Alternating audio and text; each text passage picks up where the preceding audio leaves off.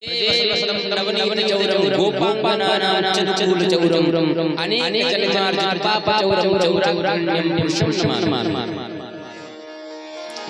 श्री कृष्ण चोरों के सरदार चोरों के घर में चोरी हो जाए तो चोरों की खैर बता चोर के घर में चोरी हो जाए तो चोर बचेगा।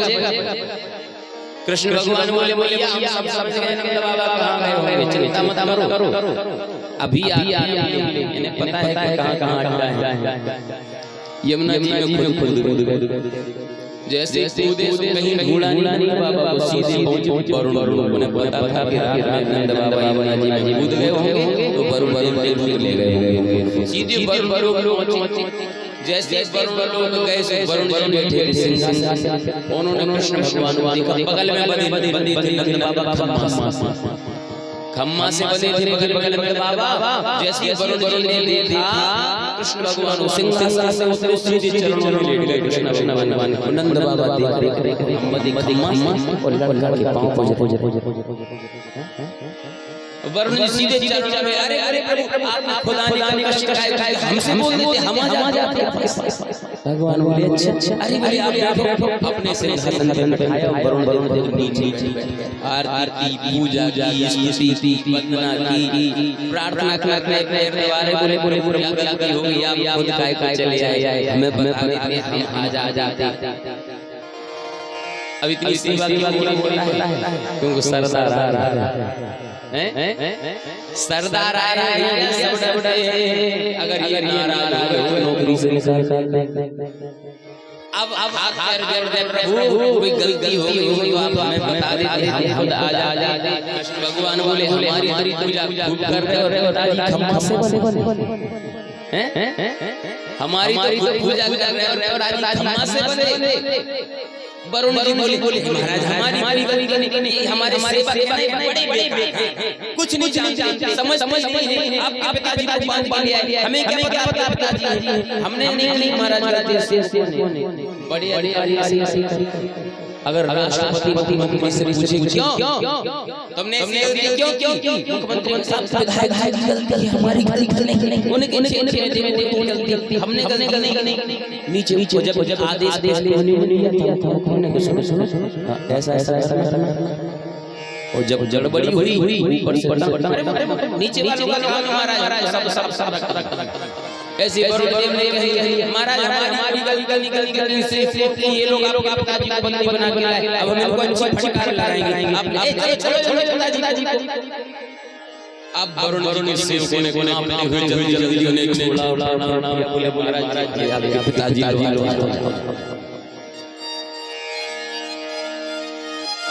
अब वहां से नंद बाबा देख रहे थे हरे कृष्ण ठाट कि वरुण देव नाम कर रहे हैं भयभीत हो रहे हैं पूजा कर रहे हैं।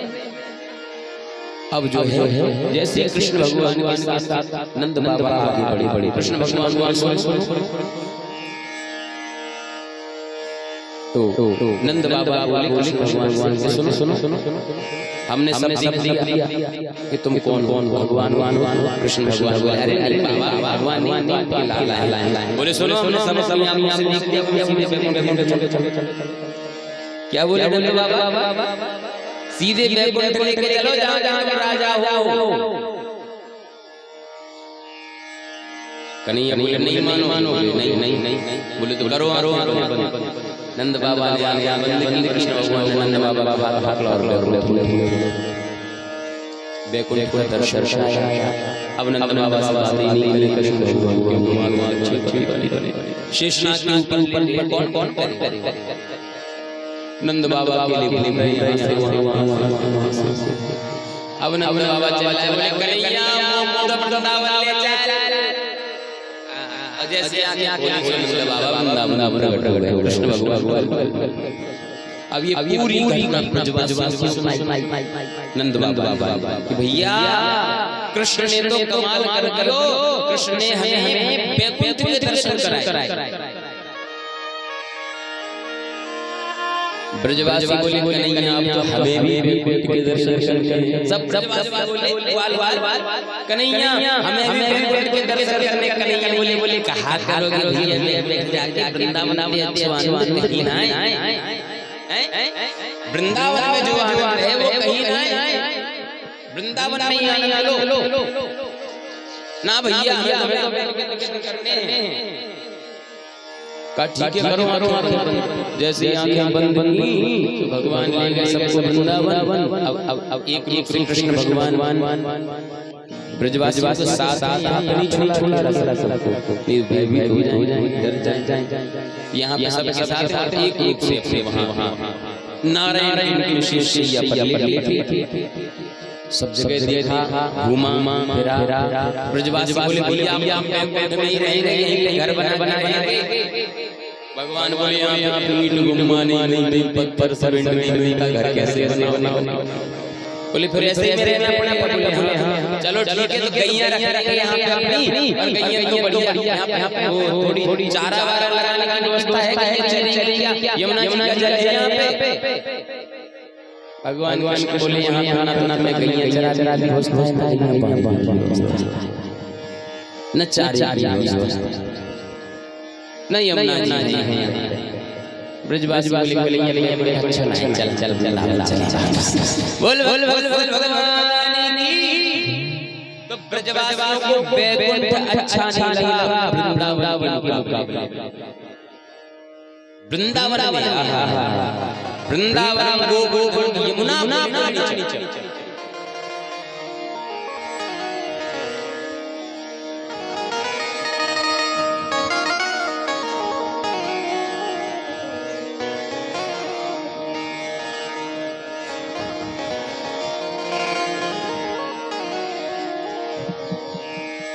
वृंदावन महाराज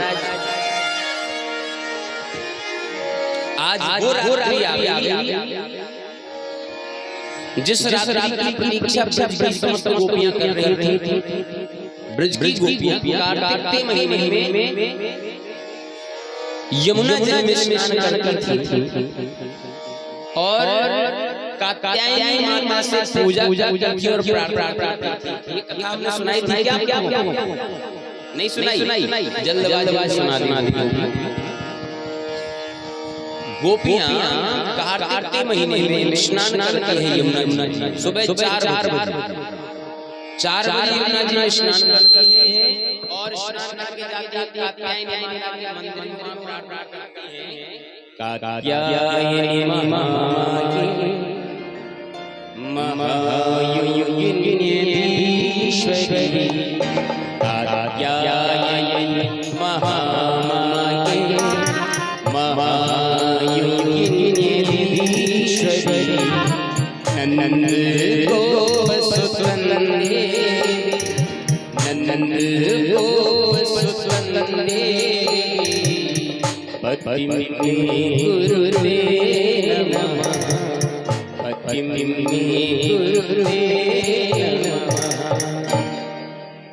कात्यायनी महामाये नंद गोप सुतनंदे सभी गोपियां एक साथ कात्यायनी माता से कहती हैं कि जो नन्हे लाला कृष्ण है हमें पति के रूप में मिले। एक गोपी नहीं है सैकड़ों गोपियां हैं और सब एक साथ ही प्रार्थना करती हैं कि श्री कृष्ण हमें पति के रूप में मिले। वो कहते हैं हमें पति के रूप में मिले। वो कहते हैं हमें लड़ना नहीं कोई जैसे 4 सहेलियां हो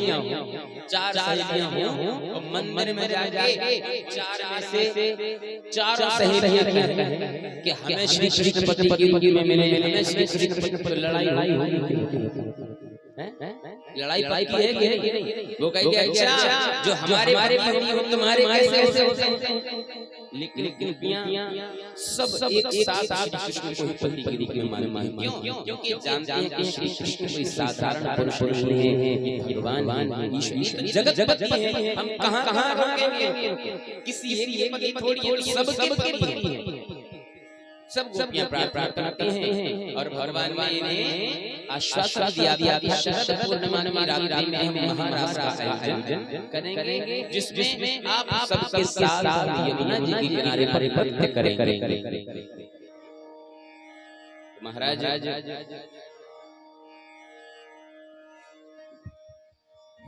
भगवान पिता शरदोत्फुल्ल मल्लिका, भगवान पिता शरदोत्फुल्ल मल्लिका, शरणं मनश्चक्रे, शरणं मनश्चक्रे, योगी माया पाश्रितः, योगी माया पाश्रितः। शरद पूर्णिमा की रात्रि आ गई, भगवान ने योग माया को आदेश दिया कि सब कुछ अनुकूल कर रात्रि का समय, चांदनी रात, चंद्रमा चमक रहा है, पूर्णिमा का चंद्रमा, इतना दिव्य प्रकाश है पूर्णिमा के चंद्रमा का। कलियां खिली हुई है रात्रि में, वृक्षों से सुगंधित सुगंधित मंद मंद वायु बह रही है।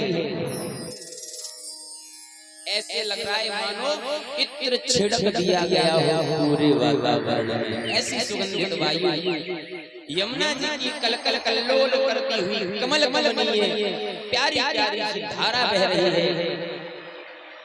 यमुना जी की सुंदर धारा बह रही है। और महाराज रात्रि में पक्षी सो जाते हैं, लेकिन आज की रात्रि में पक्षी चहचहा रहे हैं, चिड़ियां बोल रही हैं, मयूर नृत्य कर रहे हैं, भंवरे गुंजायमान हो रहे हैं। और ऐसे पावन अवसर पर बड़ा सुंदर भगवान श्री कृष्ण ने मुरली का वादन किया।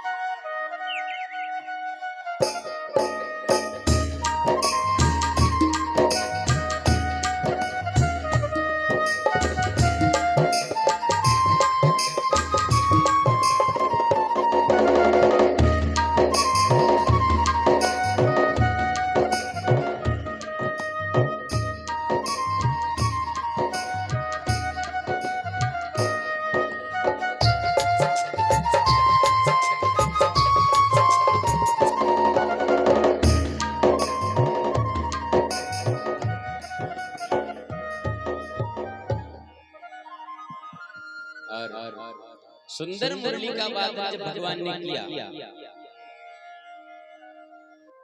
क्लीम बीज का उच्चारण बांसुरी से हो रहा है। क्लीम बीज क्या है आप जानते हैं? क्लीम बीज मतलब काम बीज मंत्र है, काम बीज। कामदेव को निमंत्रण देने वाली धुन भगवान ने बांसुरी में बजाई। एक बार कामदेव श्री कृष्ण के पास आए, कामदेव भगवान श्री कृष्ण के पास आए और भगवान श्री कृष्ण से कहने लगे कि सुनो महाराज, पूरी त्रिलोकी में सबसे ज्यादा शक्तिशाली हम हैं, फिर आप अपने आप को भगवान क्यों बोलते हो? क्या कहा? त्रिलोकी में सबसे ज्यादा शक्तिमान हम हैं, क्योंकि ऐसा दुनिया में कोई नहीं है जो मेरा शिकार न हुआ हो, काम ने जिसे अपने अधीन न किया हो, चाहे वो भगवान शंकर हो। कैसे बोले? भले भगवान शंकर ने एक बार क्रोध में आके मुझे जला दिया, लेकिन जब आपने मोहिनी रूप धारण किया था, तब आपके मोहिनी स्वरूप पर मोहित हो गए थे भगवान शंकर, और भगवान शिव जी भी मेरे वशीभूत हो गए थे, काम के अधीन हो गए थे। मतलब मैंने भगवान शंकर को जीत लिया, ब्रह्मा जी को भी मैंने जीत लिया, जबकि वो विधाता हैं, खुद की बनाई हुई कन्या पर मोहित हुए। देव ऋषि नारद पहले भले उन्होंने कामदेव को जीता, लेकिन दूसरी बार में देखो जब आपने विश्व मोहिनी का रूप धारण किया तो नारद जी भी मोहित हो गए। दुनिया में ऐसा कोई नहीं बचा जिसे मैंने न जीता हो, जिसे मैंने परास्त न किया हो। आप बचे अकेले।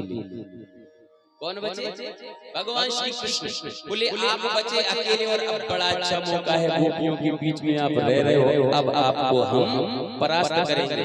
भगवान श्री कृष्ण बोले तुझे पता है, तुझे पूरा विश्वास है कि तू हमें जीत लेगा, हम काम के वशीभूत हो सकते हैं, तुझे लगता है ऐसा? कामदेव ने कहा धरी न काहू धीर सबके मन मन से हरे। ऐसा कोई बचा है? सबके मन मन से हरे। तुलसीदास जी लिख रहे थे जब कामदेव ने अपने बाण चलाए शिव जी को मोहित करने के लिए, तो उन्होंने लिखा धरी न काहू धीर सबके मन मन से हरे। बाद में कलम लग गई तुलसीदास जी की, हमने तो गलत लिख दिया। सबके मन में सब ही आ गया, कोई बचा ही नहीं, ना भगवान ना देवता ना मनुष्य ना यक्ष ना किन्नर, कोई भी नहीं बचा। अब क्या करें? तब हनुमान जी प्रकट हो गए और हनुमान जी ने कहा चिंता मत करो, कलम उठाई और आगे की पंक्ति लिखी, जे राखे रघुवीर सो उबरे देह काल। जिसे भगवान ने बचा लिया वो बच गए, बाकी सब काम के अधीन हो। कामदेव कहता है महाराज आज तो आपको भी हम अपने अधीन करके ही मानेंगे। भगवान ने कहा ठीक है भैया, कोशिश कर ले। एक बात बता, तू हमसे कौन सा युद्ध करेगा? दो प्रकार का युद्ध होता है, दो प्रकार का युद्ध होता है। एक तो होता है मैदानी युद्ध, एक होता है किले का युद्ध। एक होता है मैदान का युद्ध, एक होता है किले का युद्ध।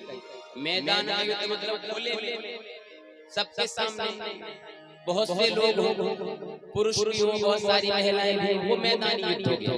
और किले का युद्ध ये होता है कि किले में स्त्रियां तो हो बहुत और पुरुष हो,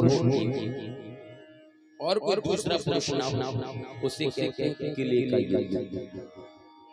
फिर व्यक्ति काम से बच के दिखाए, फिर व्यक्ति काम से बच के दिखाए। भगवान ने कहा कौन सा युद्ध करना चाहते हो? कामदेव ने कहा महाराज जब आपसे युद्ध है, हमारा किसी साधारण व्यक्ति से तो नहीं है, तो मैदान का नहीं महाराज, किले का युद्ध करना चाहते हैं। क्या? किले का युद्ध करना चाहते हैं कि आप अकेले हो और हजारों स्त्रियां आपको घेर घेर खड़ी हैं, उस समय आप मेरे बाणों से बच के रखना तो मैं जाऊं। और अगर आप हार गए, आपके मन में थोड़ा सा भी काम आया, विकार आया, तो आपको भी मैं जीत लूंगा। और यदि मैंने आपको जीत लिया तो सबसे बड़ा भगवान मैं हो जाऊंगा। भगवान कृष्ण बोले ठीक है। कृष्ण भगवान बोले ठीक है, अगर मेरे मन में थोड़ा सा भी विकार आ जाए, थोड़ा सा भी काम प्रवेश कर जाए मेरे मन में, तो फिर तुम ही सबसे बड़े माने जाओगे। मैं काम के बड़ा प्रसन्न हुआ, चलो बड़ी अच्छी बात है। अब भगवान श्री कृष्ण ने बांसुरी का वादन किया और कामदेव ने बुलाया, क्लीम बीज बोले कि आ जाओ, आज वो दिन आ गया जब हमारा और तुम्हारा आमने सामने युद्ध होने वाला है, देखें तुम में कितनी दम है। बुलाया कामदेव को और बांसुरी की आवाज जब गई तो गोपियों के कान में जब गई,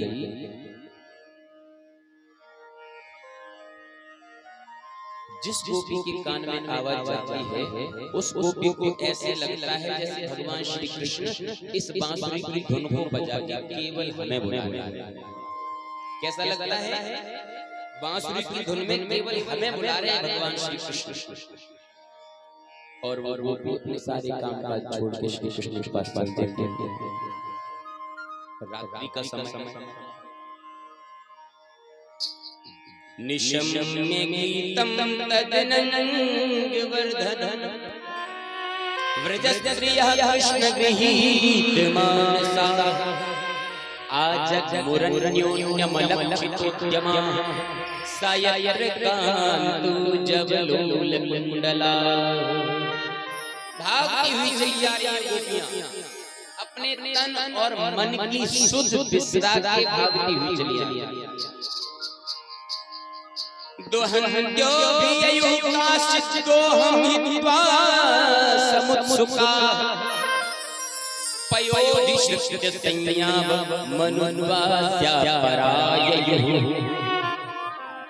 एक गोपी गाय धोने के लिए गई। ध्यान से सुनना, शाम का समय, रात्रि का समय, एक गोपी गाय धोने के लिए गई और गाय धोते समय कान में बांसुरी की आवाज चली।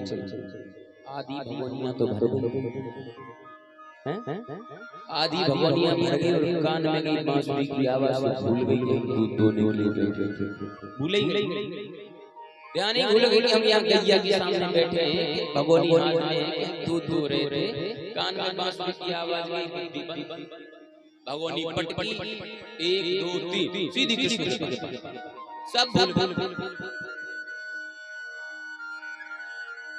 परिवेशयन्त्यस्तद्धित्वा पाययन्त्यः शिशून् पया शुश्रूषन्त्यः पतीन् काश्चित् भोजनम्।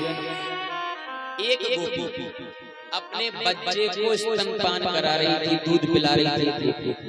इससे आप लोगों को ये अंदाजा हो जाएगा कि भगवान श्री कृष्ण ने जब महाराज किया उस समय केवल कुंवारी गोपियां नहीं थी, शादीशुदा भी थी, बच्चों वाली थी और टोकरियां भी थी। और भगवान श्री कृष्ण की उम्र कितनी है पता है? किसी को पता है महाराज के समय भगवान कृष्ण की उम्र क्या थी? नहीं पता। तो सुनिए, जब भगवान श्री कृष्ण ने महाराज का आयोजन किया तब भगवान श्री कृष्ण की उम्र थी मात्र 7 वर्ष। कौमार अवस्था था, 7 वर्ष। अब आप ही अंदाजा लगाओ कि क्या 7 वर्ष के बच्चे में काम प्रवेश कर सकता है? क्या 7 वर्ष के बच्चे में विकार और वासनाएं आ सकती हैं? और वो भी गोपियां कौन है? माता की उम्र, दादी की उम्र। कुछ छोटी हैं, कुछ बड़ी हैं, कुछ कुंवारी हैं, कुछ विवाहिता हैं, सब गोपियां आई। एक गोपी स्पष्ट लिखा है परिवेशयन्त्यस्तद्धित्वा पाययन्त्यः शिशून् पयः। एक गोपी अपने बच्चे को स्तनपान करा रही थी, दूध पिला रही थी, उसी समय कान में बांसुरी की आवाज गई। जब कान में बांसुरी की आवाज गई तो वो भूल गई कि हम अपने बच्चे को स्तनपान करा रहे हैं। भूल गई बांसुरी सुनते ही कि हम अपने बच्चे को स्तनपान करा रहे थे। उसने क्या किया? तुरंत बच्चे को नीचे लिटाया और ऐसे कपड़े तक संभाला। कुछ याद ही नहीं है, बुद्धि स्तंभित हो जाती है। मतलब शरीर का भान समाप्त, आत्मा को लगता है कि हमें परमात्मा के पास जाना है। बस आत्मा और परमात्मा के कनेक्शन सबके हो जाते हैं और शरीर का, देह का ध्यान भंग हो जाएगा। जैसी थी वैसे ही उठ ढाई, जिस अवस्था में गोपी थी वैसे चली गई।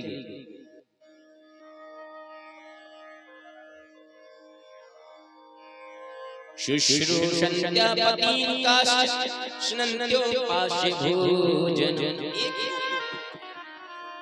एक गोपी अपने पति को भोजन परोस रही थी। पति ने मांगा, पति ने कहा शक्कर दे दो दूध में डालने के लिए। बगल में रखा था शक्कर का डिब्बा, नमक का डिब्बा और बगल में पति देव भोजन कर रहे थे, डिब्बे खुले रखे थे। जैसे पति ने कहा कि शक्कर दे दो, पत्नी ने हाथ बढ़ाया शक्कर को उठाने के लिए, इतने में कान में बांसुरी की आवाज और कान में बांसुरी की आवाज गई। पत्नी भूल गई कि हम क्या कर रहे थे। शक्कर की जगह नमक डिब्बा में हाथ भरा और दूध में पटका और एक सीधी कृष्ण के पास। सब भूल पति देव देखते रहे हो क्या समझे में नहीं आया क्या हुआ, कहां गई शक्कर की जगह नमक क्यों पटक, कुछ समझ लिम्पन्त्यः प्रमजन्त्योन्या अंजन्त्यः काश्चलोचने व्यत्यस्त्र वस्त्राभरणा काश्चित् कृष्णान्तिकं ययुः। एक गोपी अपने चेहरे पे लेप लगा के बैठी थी, फेशियल कर ये फेशियल मसाज, ये ब्यूटी पार्लर का काम अभी नया नया नहीं, बहुत पुराना मटेरियल बदल। अब पता नहीं चलता किस चीज से बना है, सुअर की चर्बी से बना है कि किस चीज से बना है, पता ही नहीं चलता। लाल लाल सही में खून की बनी होती है कि काय की बनी होती है, तो पता थोड़ी चलता। अब तो रचने से भैया श्रृंगार पहले भी होता था, स्त्रियां पहले भी श्रृंगार करती थी, लेकिन प्राकृतिक श्रृंगार था। अपने चेहरे पे लेप लगाया है, हल्दी, चंदन, मुल्तानी मिट्टी, तेल, इन सब चीजों का उबटन अपने अपने चेहरे पर लेप लगा के सुखाने के लिए बैठे कि सूख जाए फिर धोएंगे। अब सोच रही थी चलो जब सूख जाएगा तब जाके धो ले। गीला था एकदम, लगा के बैठे, इतने में बांसुरी की आवाज, जैसे कान में बांसुरी की आवाज गई सो भूल गई कि हम फेस पैक लगा के बैठे। ऐसी जल्दी श्री कृष्ण के पास बात नहीं बड़ी ऐसी। अब आप लोग सोचो, अगर इस गोपी के मन में भगवान कृष्ण के प्रति थोड़ा सा भी विकार होता तो क्या ऐसी कैसी चली जाती? नहीं जाती। अपने मुंह को अच्छे से साफ कर क्रीम पाउडर लगा दी, चमका दी, दर्पण के सामने 10 बार मटकती कि अच्छे लग रहे कि नहीं, तब जा के पास। अगर इसके मन में विकार होता तो, लेकिन नहीं, गोपी के मन में विकार नहीं है। इससे तो शरीर का भान ही नहीं, वो तो ये भूल गई कि मेरे पास शरीर है भी, भूल गई कि मेरे पास शरीर है। क्या याद है? मैं आत्मा और कृष्ण परमात्मा है। मैं नदी हूँ, कृष्ण समुद्र है। एक दिन नदी को जाके समुद्र में मिलना है, एक दिन हर आत्मा को जाके परमात्मा में मिलना है। शुद्ध बुद्ध भूल श्री कृष्ण अंजन काश्चलोचने। एक गोपी अपनी आंखों में काजल लगाने के लिए उसने काजल लगाया, उंगली में लगाया, जैसे आंखों की तरफ लगी जैसे कान में बांसुरी की आवाज आई तो भूल गई हमें क्या करना है, आंखों की जगह काजल आंखों पे लगाया और चल चल कृष्ण के पास। एक गोपी अपने होठों पे लाली लगाने की तैयारी कर रही थी। महाराज लाली किस चीज की बनती थी पहले पता है? केसर की लाली बनती थी, केसर कुमकुम की, केसर कुमकुम की लाली घोल के बना करके बैठी थी। उंगली में जैसे ही महाराज लाली ली और जैसे ही होठों की तरफ उंगली बढ़ाई, कान में चली गई बांसुरी की आवाज। भूल गई कि हम क्या कर रहे हैं, होठों की जगह लाली आंखों में लगा ली और चल चल कृष्ण। अंदाजा लगाओ कैसी सुंदर लग रही होगी, होठों की लाली आंखों में लगा ली और चल दी कृष्ण। क्या आपको अब भी ये शक है कि गोपियों के मन में कोई विकार होगा? लोग महाराज को बहुत गलत अर्थ देते हैं। कुछ लोग महाराज का अर्थ गलत निकालते हैं। ये उन लोगों के लिए शिक्षा लेना चाहिए उन्हें कि महाराज गलत अर्थ नहीं, महाराज काम लीला नहीं, महाराज काम मर्दन लीला है। कामदेव को भगवान ने लज्जित किया। कामदेव शर्मिंदा होके अपने सारे बाणों को यमुना जी में फेंक के भगवान के सामने घुटने टेक के माफी मांगे कि गया प्रभु आज आपके सामने आए सो आए, आज के बाद कभी नहीं आएंगे।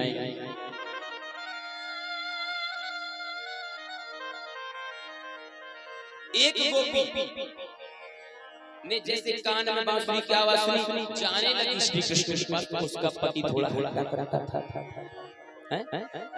एक गोपी का पति थोड़ा हट्टा कट्टा था। जैसे गोपी घर के बाहर निकली तो पति देव ने हाथ बोले कहाँ? अब गोपी को कुछ याद ही नहीं, वो तो भूल गई कि हम कौन हैं, कहाँ जा रहे हैं। उसे इतना याद था हम आत्मा हैं कृष्ण परमात्मा। बोली कृष्ण कृष्ण कृष्ण। उसने कहा अच्छा विवाह हमारे साथ हुआ और इतनी रात्रि में जा रही हो कृष्ण के पास, तुम्हें शर्म नहीं आती? और उसे पकड़ के कमरे में बंद कर कमरे में बंद कर दिया, कहा कि तुम कमरे से बाहर नहीं निकलोगी, कमरे में लॉक लगा दिया। अब वो गोपी कहती है विवाह तुम्हारा शरीर के साथ मेरे साथ। क्या कहा उस गोपी ने कि तुम्हारा विवाह इस मिट्टी के शरीर के साथ हुआ था जो नश्वर है, नष्ट होने वाला है। सो इस शरीर को तुम अपने पास संभाल के रखो, क्यों किसी के साथ तुम्हारा विवाह हुआ था। आत्मा का पति तो सिर्फ परमात्मा है। क्या आत्मा का पति सिर्फ परमात्मा है। और यदि आज हमें परमात्मा मिल गया तो हम मिट्टी के पीछे क्यों पड़े, मिट्टी के पीछे क्यों पड़े। उसी समय उस गोपी ने भगवान श्री कृष्ण का ध्यान लगाया, देखते ही देखते उसका शरीर वहीं गिर गया और उसके शरीर से दिव्य आत्मा निकली और हजारों गोपियों में सबसे पहले वो दिव्य रूप धारण करके श्री कृष्ण के पास चली गई।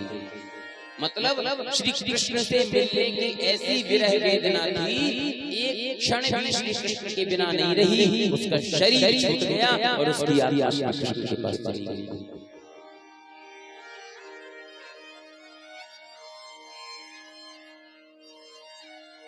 हजारों गोपियां भगवान श्री कृष्ण ने देखा कि यहाँ पे हजारों गोपियां इकट्ठी हो गई हैं, तो बांसुरी बजाना बंद कर दिया और पूछने लग गई स्वागतम वो महाभागा प्रियम किं करवाणि वः कृतस्यामयं कश्चित् ब्रूतागमन कारणम्।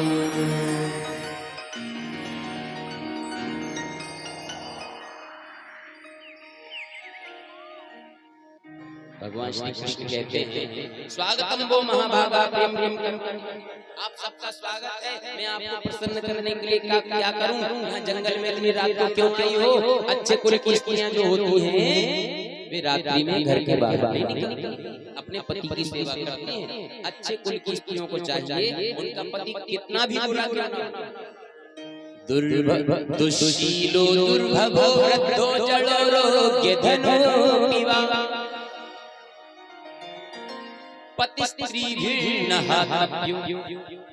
लोके सुखिर्पातकैः।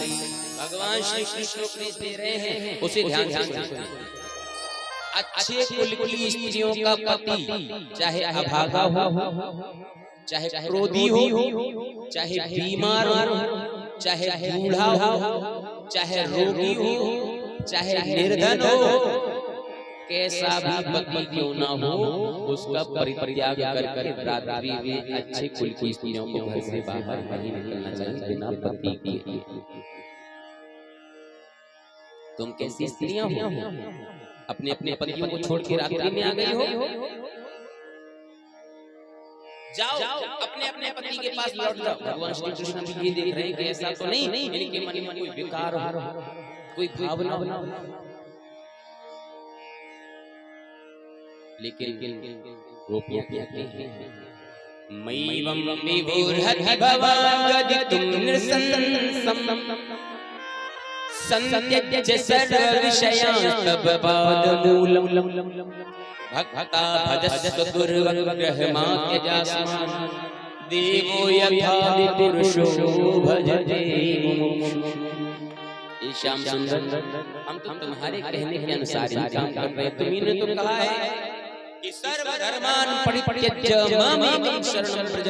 तुमने ही कहा है कि समस्त लौकिक और वैदिक धर्मों का परित्याग करके मेरी शरण में आ जाओ। इसलिए हम अपने संसार के सारे धर्मों का परित्याग करके तुम्हारी शरण में आए हैं प्रभु, और आज तुम हमें छोड़ रहे हो।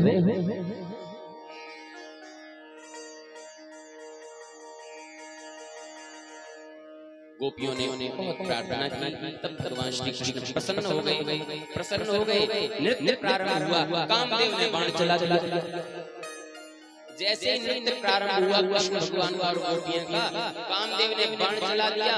कामदेव ने जब बाण चलाया तो गोपियों के मन में, एक तो गोपियां थोड़ी सी कमजोर दिल की थी, उनके मन में विकार उत्पन्न हो गया। भगवान श्री कृष्ण समझ गए कि इस समय गोपियों के मन में विकार है, तो श्री कृष्ण उसी समय अंदर ध्यान गायब। बोले जहाँ काम तहाँ राम नहीं, जहाँ राम नहीं काम। भगवान काम का क्या क्या, लेकिन वहाँ काम जैसी है कि भगवान गायब, अंतर ध्यान। अब जैसे भगवान आंखों के सामने से ओझल हुए, अब गोपियां घबरा, काम खत्म, काम का काम खत्म, अब गोपियां रोने लगी।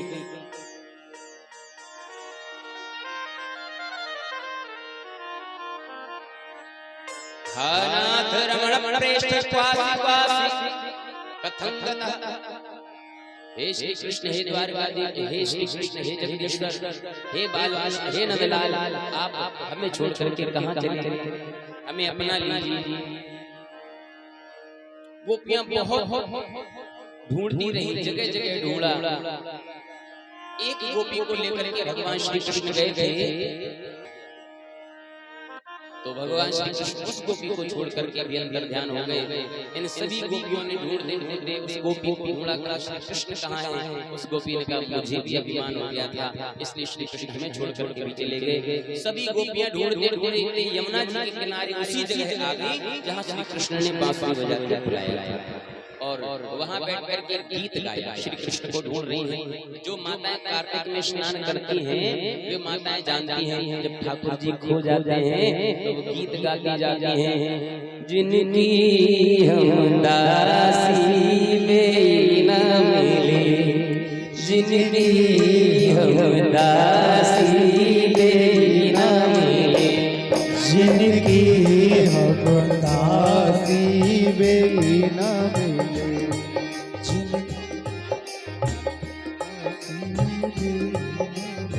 कितनी माताएं कार्तिक में स्नान करती हैं। गांव में सब देखो दोनों हाथ खड़े करते हैं, सब कार्तिक स्नान। तो आप लोगों को ये तो पता होगा कि भगवान ठाकुर जी खो जाते हैं कि नहीं, खो जाते हैं। जब खो जाते हैं तो माताएं गाती हैं और रोती हैं, है ना। कुछ माताएं रोती हैं, कुछ गाती हैं कि भगवान मिल जाए। वैसे ये सब गोपियां रो भी रही हैं और गा भी रही हैं। उसको गीत बोलते हैं, गोपी गीत। क्या बोलते हैं? गोपी गीत। इन गोपियों ने कैसे गाया उससे आप सुनिए एक श्लोकों में कि गोपियां रोती भी जा रही हैं और गाती भी जा रही हैं। जैसे आप कहते हैं जिनकी हम दासी भी न मिले, ऐसे ये भी गाती। जयति तेकम जन्मना ब्रजः श्रयत इंदिरा शश्वतर्हि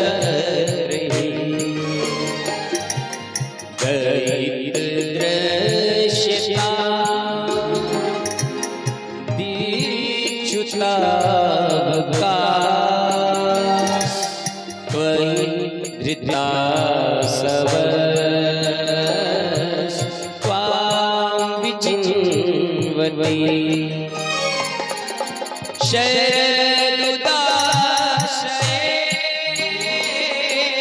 साधु जात सत सरसिजोदर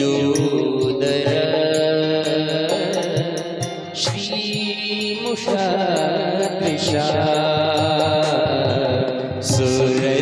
सुरनाथ ते अश्वितासिका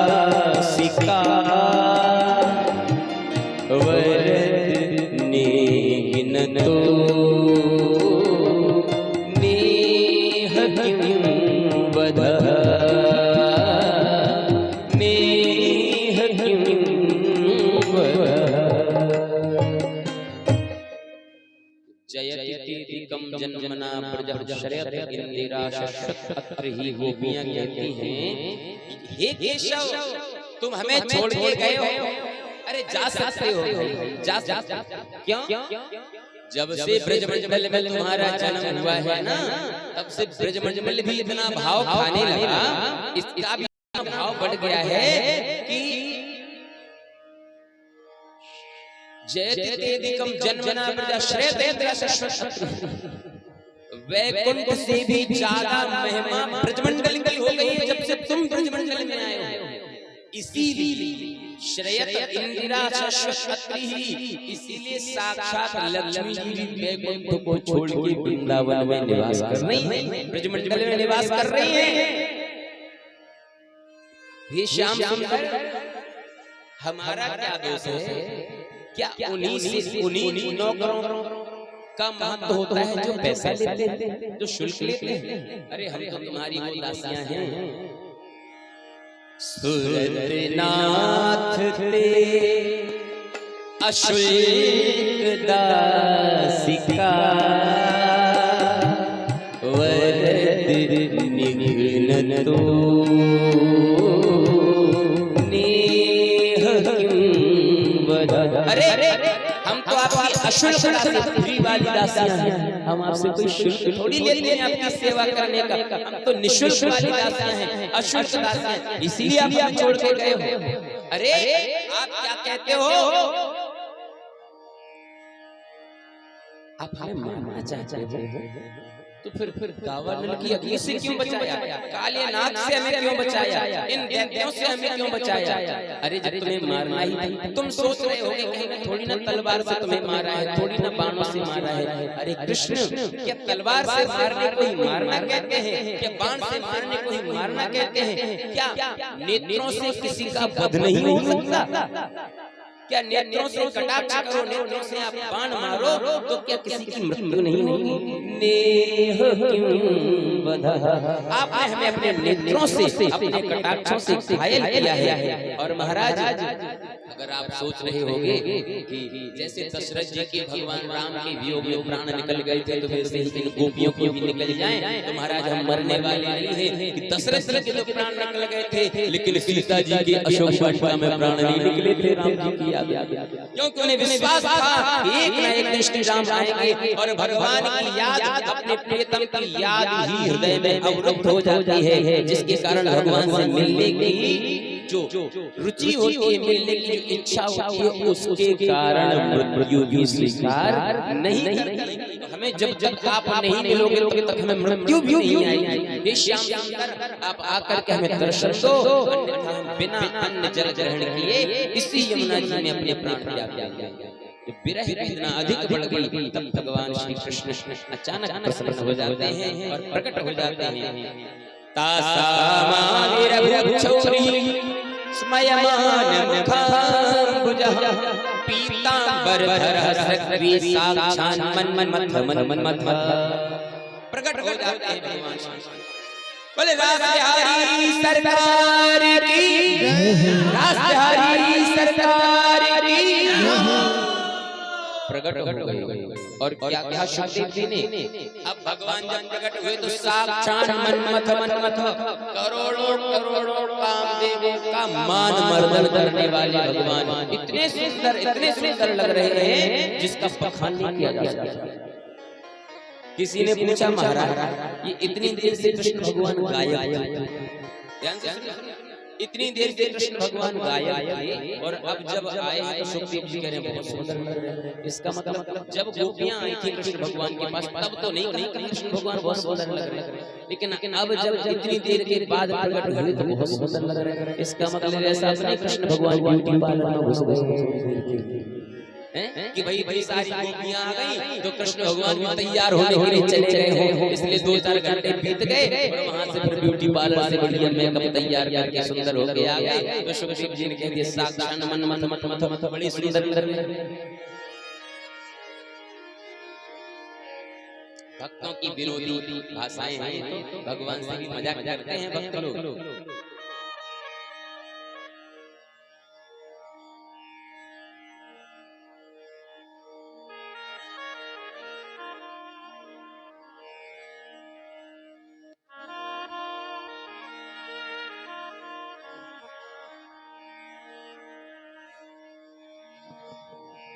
हमारे परीक्षित जी कह रहे हैं महाराज कार्तिक वाला गीत पूरा गा दो। हमने कार्तिक नहाया ही नहीं है कभी, हम कैसे जिनने नहाया है कार्तिक वो गा लेंगे, माइक रखवा देंगे तो सब गा लेना।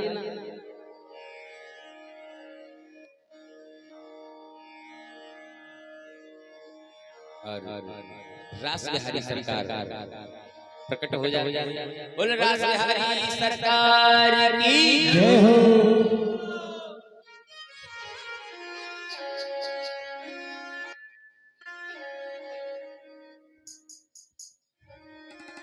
अब जब भगवान प्रकट हो गए तो दो दो गोपियों के बीच में एक एक श्री कृष्ण हो गए।